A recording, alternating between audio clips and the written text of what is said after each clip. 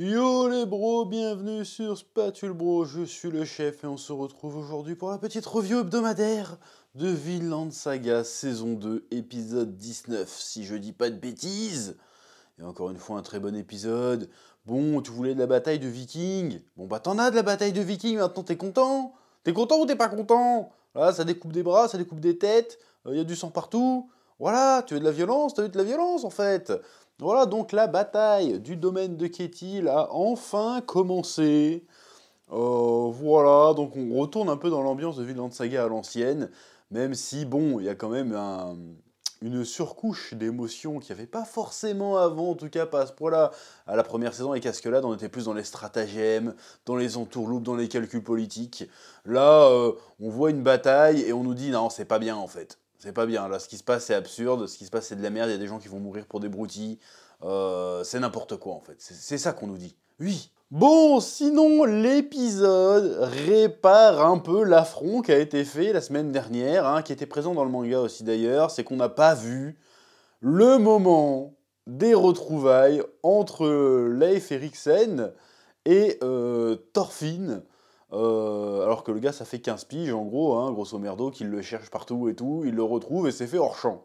Bon, là j'ai envie de dire, on nous a volé un moment là, on nous a volé notre moment émotion, c'était un petit peu frustrant, mais on a quand même un dialogue plutôt intéressant à ce propos dans cet épisode, hein, où Thorfinn il s'excuse auprès de Leif, il fait non mais je suis désolé frérot, moi en fait j'étais en train de... Je sais que ça fait des années que tu me cherches et tout, mais là je peux pas partir parce qu'il y a ma pote qui est en train de crever, on peut pas la laisser comme ça quoi, et ça me fait mal parce que bon ça me fait plaisir que tu as pensé à moi toutes ces années, je te remercie, mais là, je peux pas partir maintenant comme ça, tu vois.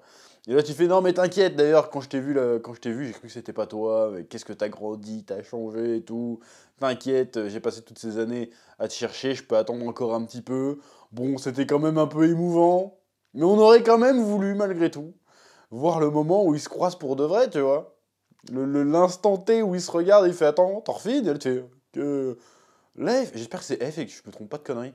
Je me trompe pas de blaze. Putain, j'ai eu un doute terrible d'un coup, comme j'ai l'habitude de me foirer dans les blazes des personnages. Non, non, c'est bien Leif Erikson. Donc tu vois, le gars quand même, il est ému de le retrouver, il est content, mais bon, il est pas trop en position de montrer qu'il apprécie le moment, parce que bon, là, il y a quand même une meuf qui est en train de crever, qui vient de se faire tabasser. Bon, on a très bien compris que son gosse, pareil, hein, il est passé à de patresse, comme on dit. Bon, dans la situation est tragique, il va pas faire genre, ouais, je suis content, j'ai enfin retrouvé Thorfinn. Un peu de mesure, un peu de compassion, un peu de tenue. Bon, on comprend. Donc ça répare un petit peu, mais on a toujours la frustration. Là, disons que la frustration était à 10, elle est passée à 5. Bon, on est toujours frustré. C'est dommage d'être passé à côté de ça. Oui.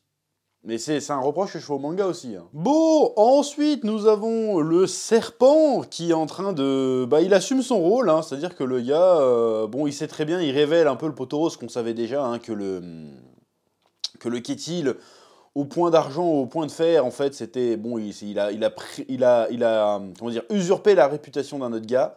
Et on apprend, on en apprend un peu plus sur le passé de Serpent, qui fait, ouais, quand j'étais jeune, j'ai été formé à la guerre par le fameux Kétil au point de fer. Et un jour, je me suis retrouvé dans la mer et je voulais chercher de l'aide. Et j'ai entendu parler de ce domaine. Donc je suis venu et quand je suis arrivé, j'ai vu que c'était pas le même gars. Bon, j'ai rien dit. Et je suis resté bosser pour lui en tant que mercenaire, quoi, histoire de protéger le domaine. Donc bon, bah du coup, je vais rester quand même parce que, bon, il m'a fait bouffer mes gratos pendant 10 piges. Enfin, j'imagine que c'est à peu près 10 piges. J'ai bouffé gratos pendant toutes ces années, donc je vais honorer mon engagement, hein. Il est temps de payer mes repas. Par contre, vous les gars, si vous voulez vous barrer, barrez-vous, hein, ça vaut pas le coup de crever pour un connard pareil.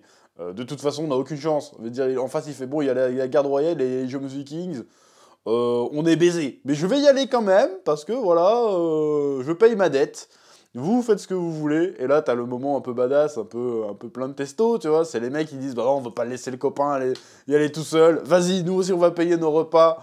On le rejoint dans la bataille.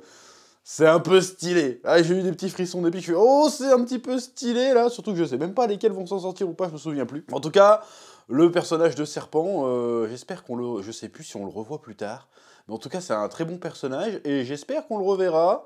Parce qu'il est cool. Déjà, il est trop stylé. Le design est stylé. La personnalité du gars est trop stylée.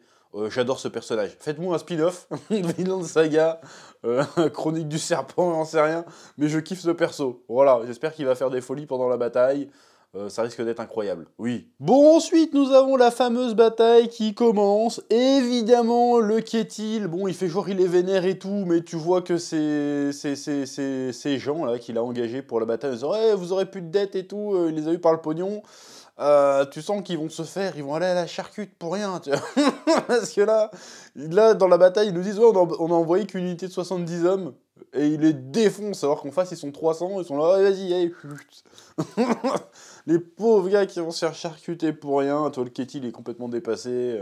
Le serpent lui fait en plus, ouais, mais si on se bat, on va perdre. Hein. Il fait, non, ta gueule, on va se battre. Croisant Ketty au point de fer, alors qu'il sait très bien que c'est un escroc. Donc, bon, la bataille est plutôt sympathique. C'est sent qu'elle fait que commencer. Et pendant ce temps-là, t'as Thorgil. J'avais dit que Thorgil, il fallait le surveiller de près. Thorgil, c'est incroyable, Thorgil. Thorgil, il va nous faire un... Il va nous faire un classico, là, ce qui va se passer, là. Là, bon, je spoil pas, mais là, tu vas te dire, ah ouais, le gars, il est déterminé. Le gars, il va en mode John Rambo, il va à la nage et tout. T'inquiète, il va aller niquer le roi tout seul, parce que de la bataille, on n'aura pas le temps. Je vais me servir des pecnos pour faire diversion. Je vais aller couper la tête du roi. Enfin, je vais aller essayer de couper la tête du roi. On sait pas encore comment ça va se dérouler, mais c'est badass de fou. C'est badass de fou. Cette fin de saison se termine en apothéose. Hein. On a du sous-texte sur la violence. Voilà. Et en même temps, t'as de la bataille viking que demande le peuple. Mais est-ce que la bataille viking qu'on voit là aurait autant de saveur si on en avait eu tout le long de la saison? Ben non, ça serait qu'une bataille comme une autre en fait. Alors que là, c'est la bataille. Oui. Bon, ensuite, on va sur la fin de l'épisode où Thorfinn, Einar, Leif, Gros Yeux, je crois qu'il l'appelle Gros Yeux dans le manga, le faux Thorfinn, décide de profiter de la bataille, parce qu'il n'y a plus personne sur le domaine, pour enlever Arnéis et se barrer en Tsum Tsum. Et là, bon, alors je trouve que c'est stylé dans un sens, mais en même temps, je trouve que, parce que c'est pas dans le manga ce qu'ils ont rajouté sur l'espèce de vision d'Arnéis, là, qui reste dans la continuité de ce qu'on avait eu avec Gardar à l'époque, hein, quand il est mort, il y a 2-3 semaines de ça, où il avait une grosse vision qu'il allait au paradis, retrouver son gosse et tout, et là tu la vois direct dans la charrette, avec Gardar, avec son fils, et avec son bébé qui était à naître et qui est dans ses bras. Donc tu te dis, ah ça y est, elle est morte en fait. Et en fait, elle est en train de discuter. Franchement, j'aime bien la mise en scène et tout. J'aime bien l'idée. Quand il lui parle, Gardar, il fait là, on traverse cette forêt sinueuse, mais bientôt, on arrivera dans un endroit ensoleillé, une petite maison bien chaleureuse, et on pourra vivre avec nos enfants tranquilles.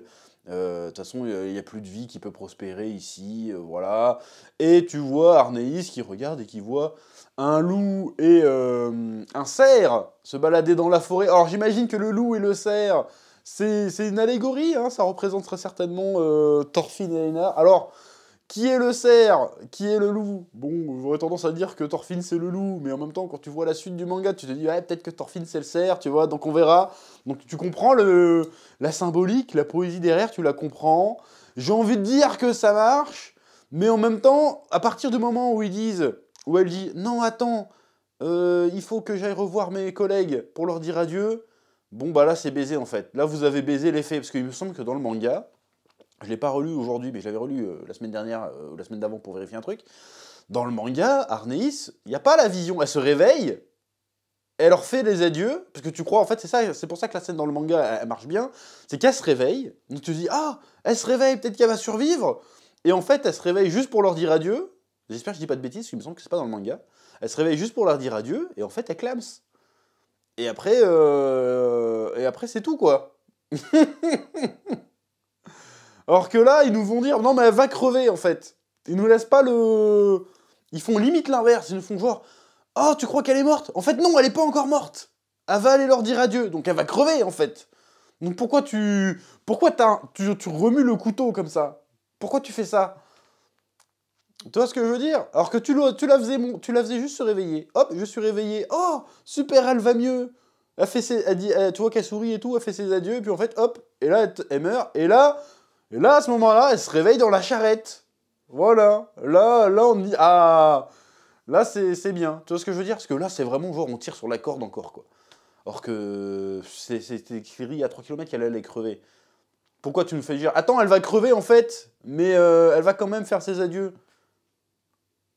Parce que là, au moment où elle part, on va pas être triste en fait, parce qu'on sait qu'elle va retrouver son fils, et ses enfants et son mari. Alors que si elle se réveille tout de suite, et qu'on fait, ah, elle va peut-être survivre, et qu'elle crève, et qu'après on est triste, et ben au moins après on est heureux, parce qu'on la voit qu'elle a rejoint son... Tu vois ce que je veux dire? Là, c'est très bizarre d'avoir fait cet enchaînement. Alors je comprends, c'est tire-larme, l'idée est jolie, hein, ce que ça raconte est joli aussi, mais l'enchaînement, je trouve qu'il est pas très judicieux par rapport au manga.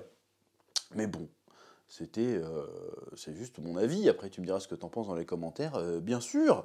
Voilà, c'est à peu près tout ce que j'ai à dire pour le moment. J'ai envie de dire, bon, je l'avais déjà dit, mais je vais le redire, nous ne sommes pas prêts. Hein, la saison n'est pas encore finie, hein, il reste 5-6 épisodes. Nous ne sommes pas prêts. On va avoir de la masterclass. On va avoir de la masterclass. Et je te raconte même pas la saison 3. Donc reste branché sur Vinland Saga, c'est mon animé préféré de la saison, c'est incroyable. Voilà, c'est à peu près tout ce que j'ai à dire pour aujourd'hui. Comme d'habitude, je vous laisse le soin de mettre un petit pouce bleu, un petit commentaire, ne serait-ce que pour le référencement, ça fait plaisir. Et je vous dis à très bientôt sur Spatule Bro pour de nouvelles vidéos. Oui.